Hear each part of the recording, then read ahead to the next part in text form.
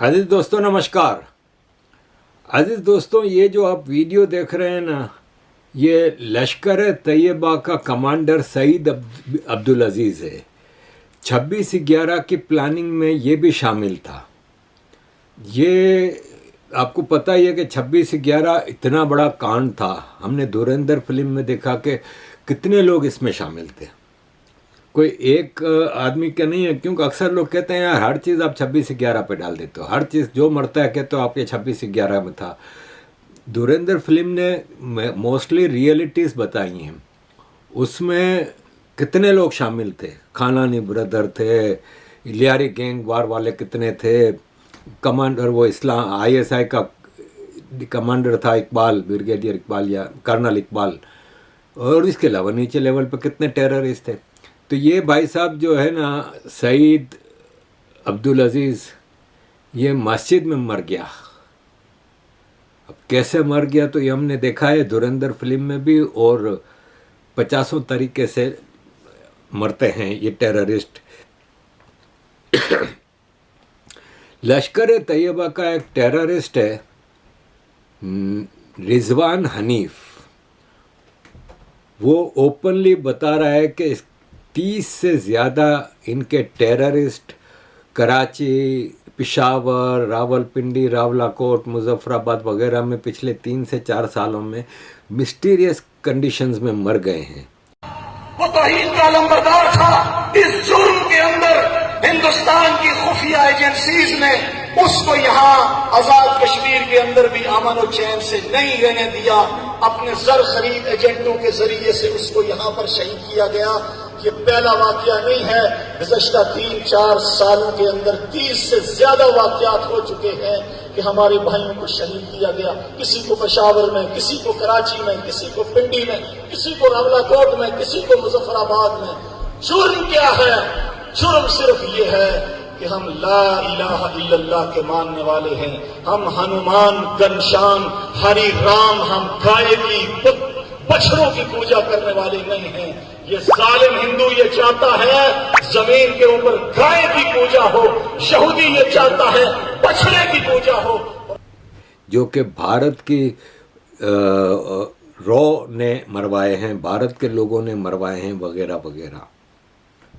अजीज दोस्तों, चीज़ें खुल के सामने आ रही हैं, और पाकिस्तानियों ने भी धुरंधर देखने के बाद रियलिटी को ज़्यादा एक्सेप्ट करना शुरू किया है।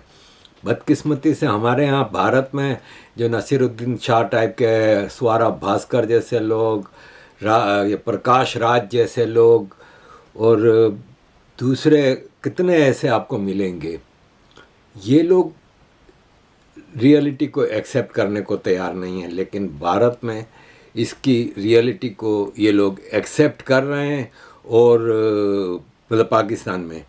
और ये है कि बदकिस्मती ही कह लें कि हमारे भारत में इन चीज़ों को पॉलिटिक्स की नज़र किया जाता है, जबकि आपको अच्छी तरह पता है। अब ये आप देखें कि ये टीवी के एक प्रोग्राम में कहा जा रहा है, जो पाकिस्तानी एक्सपर्ट्स बैठे हैं, कि राहुल गांधी अगर भारत का प्राइम मिनिस्टर बन जाए ना, और कांग्रेस पार्टी पावर में आ जाए ना, तो इंडिया का जो ग्लोबल पावर है, ग्लोबल इम्पैक्ट है, वो कम हो जाएगा, और हिंदू है ना, वो सेकंड क्लास सिटीज़न वापस बन जाएंगे। बदकिस्मती है कि पाकिस्तान खुल के ये बातें कर भी रहा है, फिर भी भारत में कुछ हैं ऐसे लोग जो चाहते हैं कि मोदी जी की सरकार को ख़त्म किया जाए। अजीज़ दोस्तों, कुछ और पाकिस्तान की ख़बरों की तरफ आते हैं। ये PIA की क्रू मेंबर है, जिसको लाहौर एयरपोर्ट से ऑफलोड किया गया, क्योंकि इसके पास से $37,318 निकले और 40,000 रियाल निकले, जो कि ये अपने मोज़ों में और अपने कपड़ों में छुपा के ले जा रही थी। ऐसे रोज़ के कितने होते हैं केस, लेकिन बस कमीशन नहीं मिला होगा बीच वालों को, कस्टम वालों को, और उनको वो देना भूल गए होंगे। मुझे याद है जब मैं छोड़े में वो बात नहीं करना चाह रहा। खैर, तो इसी तरह आपको याद होगा पिछले महीने एक पिंकी पकड़ी गई थी ड्रग्स के साथ, और अनमोल आपका पिंकी पूरे कराची और पूरे इस्लामाबाद में ड्रग्स का सबसे बड़ा रैकेट चलाती थी, और वो अदालत आई थी तो आपको बताया था मैंने, वीडियोस बताई थी कि ऐसे आ रही थी जैसे कोई सेलिब्रिटी आ रही है।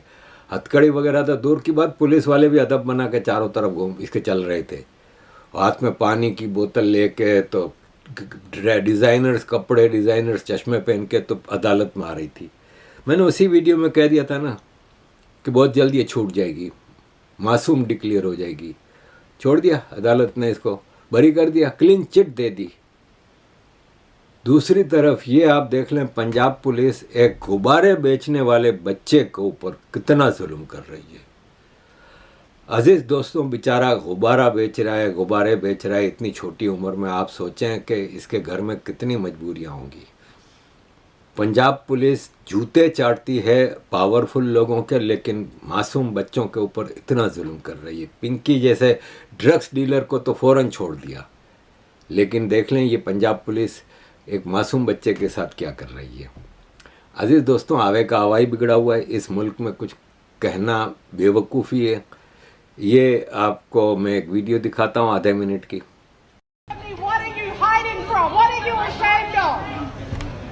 What law in Pakistan are you breaking by not letting the media in? It is our job to cover this case. Why aren't you letting us in? My name is Dia Hadid. I'm from International Media, National Public Radio.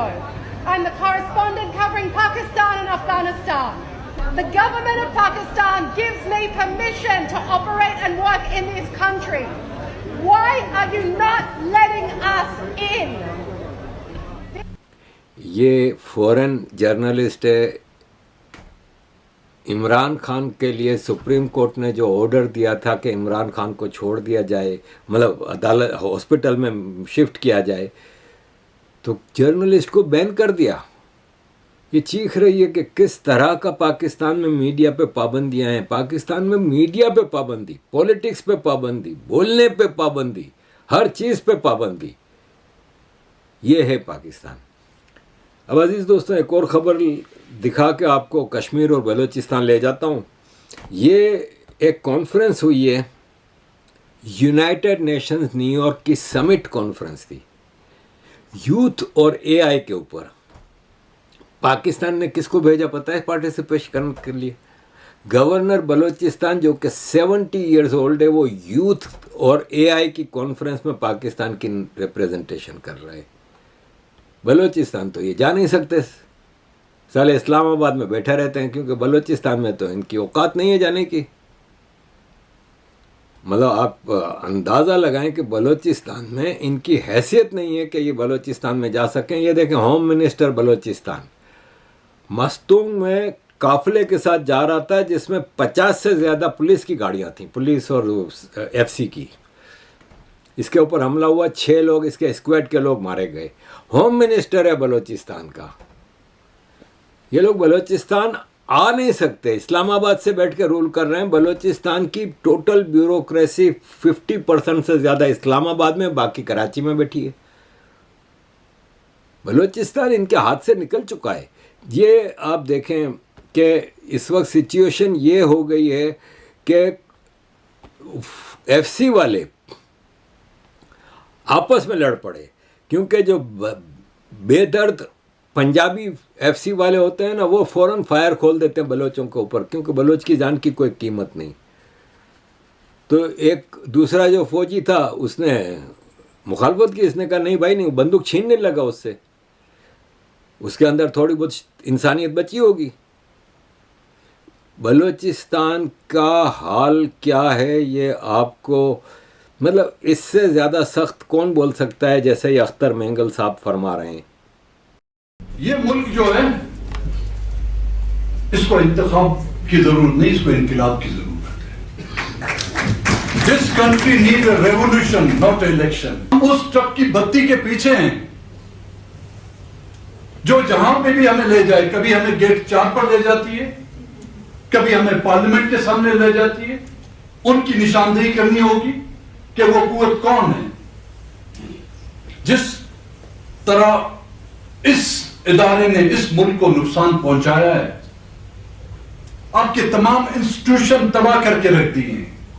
एक जमाना यह आता है कि वो वर्दी के साथ सड़कों पर नहीं आ सकते। आपको याद होगा जनरल मुशर्रफ के दौर में वो वर्दियों के साथ बाहर नहीं आ सकते थे, लेकिन हम पॉलिटिकल पार्टियां उनकी वर्दियों को ड्राई क्लीन कर कर, इस्त्री कर कर, और उनकी जो गर्द है, उनकी जो कालक है, वो अपने कपड़ों पर और अपने मुंह पर मल कर हम जो है उनको रेड कार्पेट वेलकम भी करते हैं।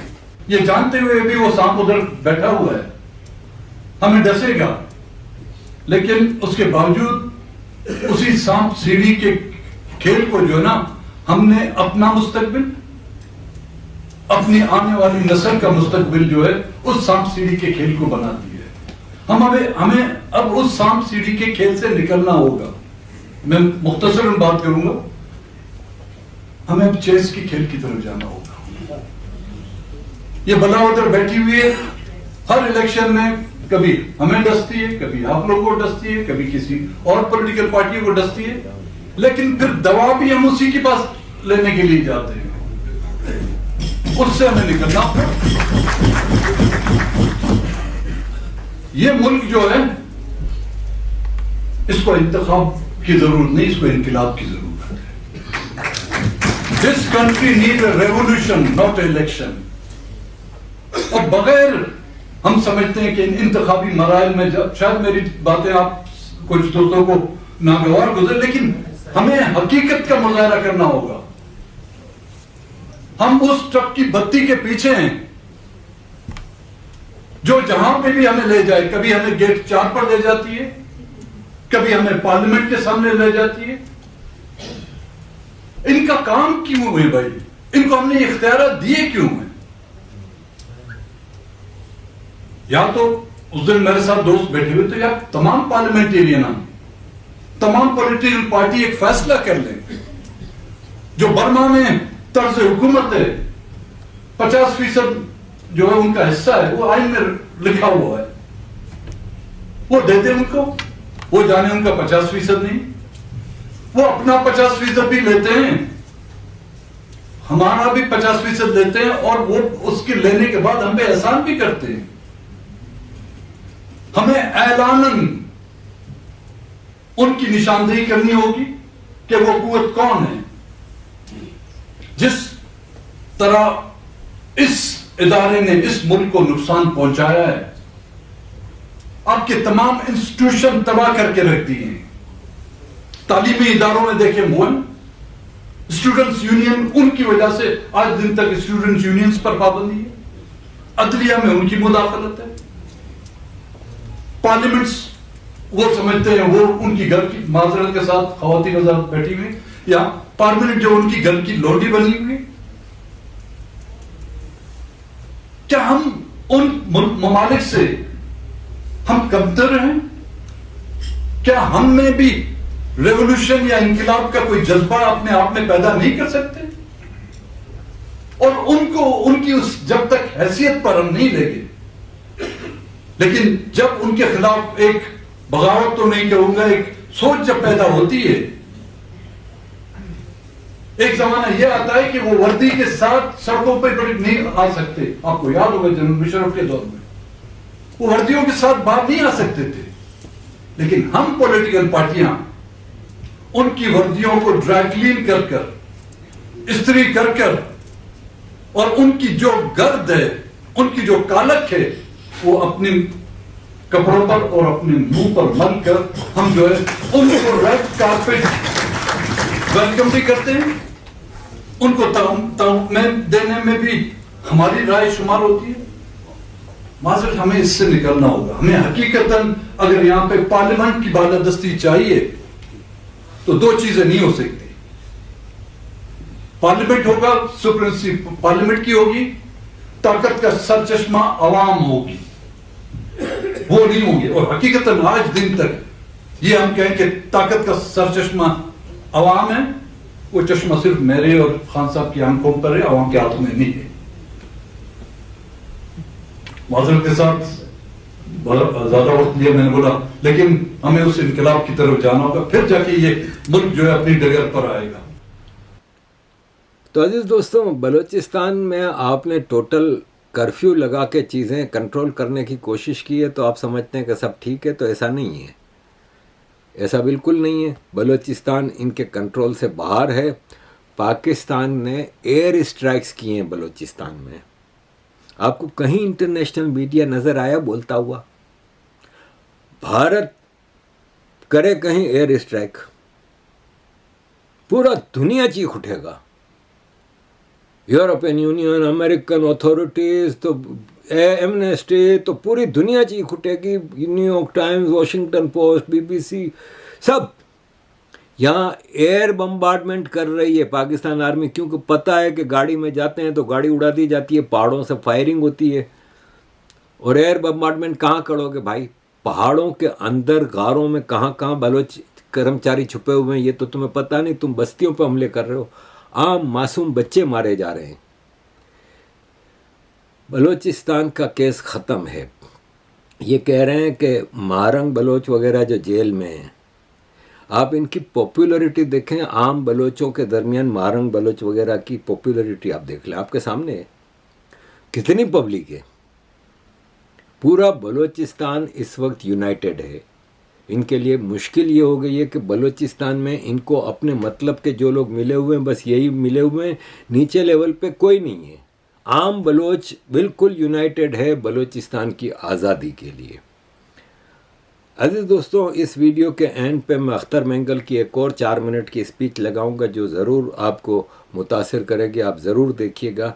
इन द मीन टाइम मैं कश्मीर के हवाले से बता दूं कि कश्मीर में पहले तो आप ये देखें कि ये पाकिस्तान का एक पंजाबी बदबूदार रिटायर्ड एडमिरल जावेद कहता है कि कुरान ने कहा है कि काफिरों को के हाथ पांव काट दो। तो कश्मीरी और पख्तून अब मुसलमान नहीं रहे, तो कुरान की लॉजिक के हिसाब से इनका कत्लेआम करो। ये सोच है, ये सोच है इन बेगैरतों की, इन बदबख्तों की।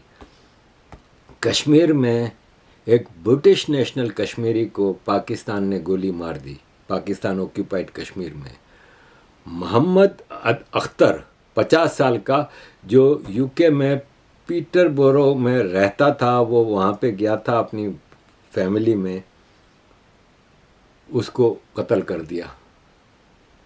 अजीज़ दोस्तों, मैं आपको अख्तर मेंगल की वीडियो दिखाने से पहले ये बता दूं कि मौलाना अताउर रहमान सेनेटर, पाकिस्तान के सेनेटर हैं, उन्होंने कहा है कि पाकिस्तान अब टूटने के करीब आ गया है। अगर यही हालात रहे तो बहुत जल्द हमें पासपोर्ट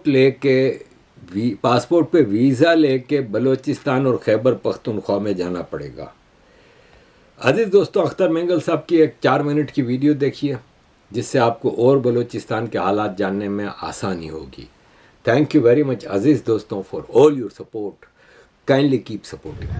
बलूचिस्तान से ताल्लुक रखने वाले वो तमाम सियासी कारकुनान खराज तहसीन के हकदार हैं जिन्होंने सख्त तरीन मार्शल लॉ का मुकाबला किया। बलूचिस्तान के लोगों को सख्त तरीन आमिरों के मार्शल लॉ नहीं रोक सके। अपनी कौमी जद्दोजहद के लिए, अपनी मिट्टी के साथ मोहब्बत के लिए, अपने वतन की मोहब्बत के लिए उनको फौजी ऑपरेशन न रोक सका, उनको छावनियों के अकूबत खाने नहीं रोक सके, तो इस हुकूमत को का दफा 144 कैसे रोक सकेगा उनको? अयूब साहब ने कहा कि बलूचिस्तान हुकूमत, मैं इसको बलूचिस्तान हुकूमत नहीं समझता भाई, नई मरकज में बनी हुई हुकूमत को मैं पाकिस्तान की हुकूमत समझता हूं। ये एस्टेब्लिशमेंट की हुकूमत है।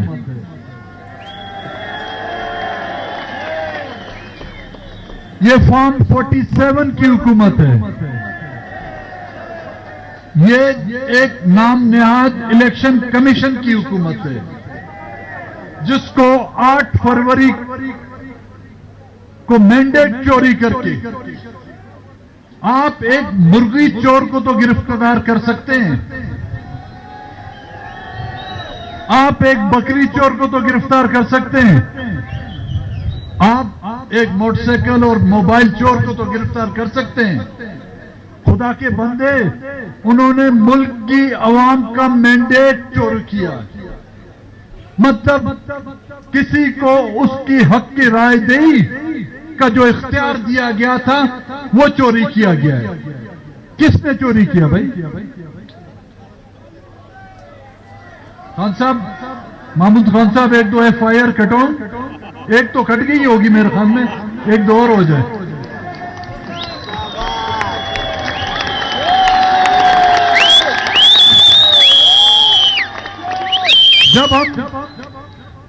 जब हम बात करते हैं एस्टेब्लिशमेंट या फौज का नाम लेते हैं तो कहते हैं ये गद्दार हैं।